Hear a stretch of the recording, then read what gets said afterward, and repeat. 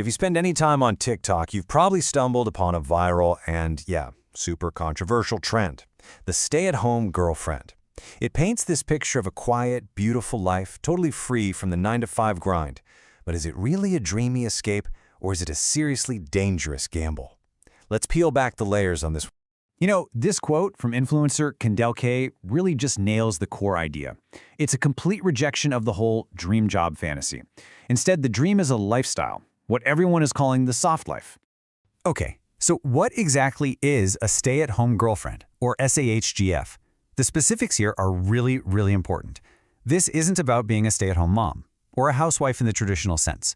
The key things that set it apart are no marriage and no kids. The entire setup is based on a romantic relationship with zero legal ties. To really get this phenomenon, you first have to understand the aesthetic. So let's take a look at what this soft life actually looks like in those hundreds of day-in-the-life videos that made it so famous. It's wild how similar these videos are. It's almost like they're all working from the same script. You've got this calm, soft-spoken voiceover with all these perfectly curated clips of daily routines. We're talking green smoothies, elaborate skincare, lighting candles, a constant focus on looking beautiful and keeping a perfect home. It's a highlight reel, where the main project, the main job really, is yourself. So why is this idea of just opting out of the workforce so appealing, especially right now? Let's get past the aesthetic for a second and dig into the pretty powerful economic and social currents that are actually driving this whole trend. For a ton of millennials and Gen Zs, the promise they were sold, that if you just hustle hard enough, you'll get success and security, it just feels broken. They're totally disillusioned with that girl boss hustle culture and are now facing what some are calling economic nihilism, this feeling that the whole system is rigged against them. And look, this isn't just a vibe. There's real data behind it. A majority of people under 30 in the US are on track to be downwardly mobile. That means they'll actually make less than their parents did. So it's really no surprise that people's feelings about the corporate grind have soured so badly. This sentiment right here really captures that feeling. I mean, when you're facing stagnant wages, a housing crisis, and, climate anxiety, the whole idea of a lifelong struggle in some corporate job just seems kind of pointless. Why bother climbing a ladder that feels like it goes nowhere? But this choice to opt out has set off an absolute firestorm online, and it's exposed some deep tensions in our society. Let's look at some of the most intense criticism, which, interestingly enough, often comes from other women.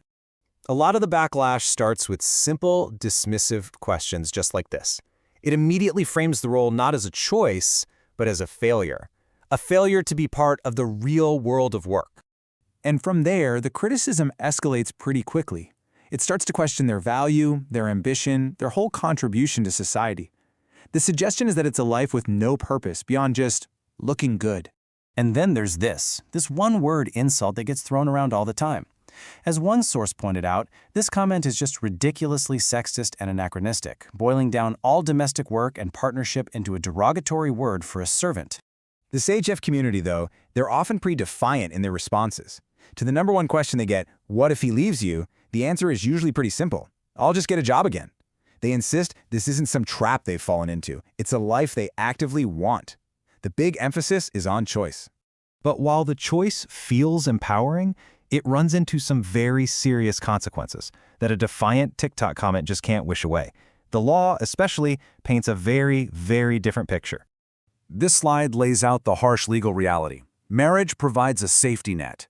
Divorce courts actually recognize non-financial contributions, which means a spouse can be entitled to assets and support. But as a girlfriend, the law basically sees you as a legal stranger. You have no claim to shared assets, no right to support, no inheritance. You're giving up your career without any of the legal protections that marriage offers. And if you think that's just some abstract legal concept, this story from Reddit shows the devastating real-world cost. A woman gives up nearly a decade of her prime career-building years, has a child, and when the relationship ends, she is left completely vulnerable. She has to start over from absolute zero. So beyond the lack of legal rights, the long-term risks are just immense. A multi-year gap on a resume, that makes finding a good job incredibly hard. You lose years of earning potential, promotions, retirement savings, and this total financial dependency can make it nearly impossible to leave if the relationship turns controlling or even abusive. You can get trapped. Now, to really understand what's happening here, we need to zoom way out. This very modern trend is actually part of a much bigger 200-year story of women and work, which was brilliantly documented by the Nobel Prize-winning economist Claudia Goldin. Goldin's research uncovered this surprising U-shaped curve in women's participation in the workforce over the last 2 centuries. And it proves a critical point. Economic growth doesn't automatically mean progress for working women. In fact, during the Industrial Revolution, it actually meant the opposite. And Goldin identified the single biggest factor that hits the pay gap today. This chart shows it so clearly. Men's and women's earnings are pretty similar early in their careers. But after the first child arrives, women's earnings just flatline or drop, while men's keep going up. And you can see why. When you're faced with this parenthood penalty, the idea of just opting out of that race altogether can feel so tempting. So when we put all these pieces together, the aesthetic dream, the economic despair, the huge risks, and the historical context, we can see the stay-at-home girlfriend trend for what it really is, a complex and, yeah, a provocative modern choice. But there's one last crucial piece of nuance here.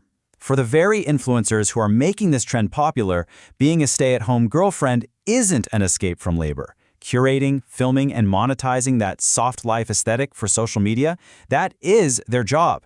It's the 24/7 hustle of a content creator, which kind of complicates the whole not working narrative. And that leaves us with the central question at the heart of all this. Is this a step backward, a rejection of the hard-won independence that feminists fought for?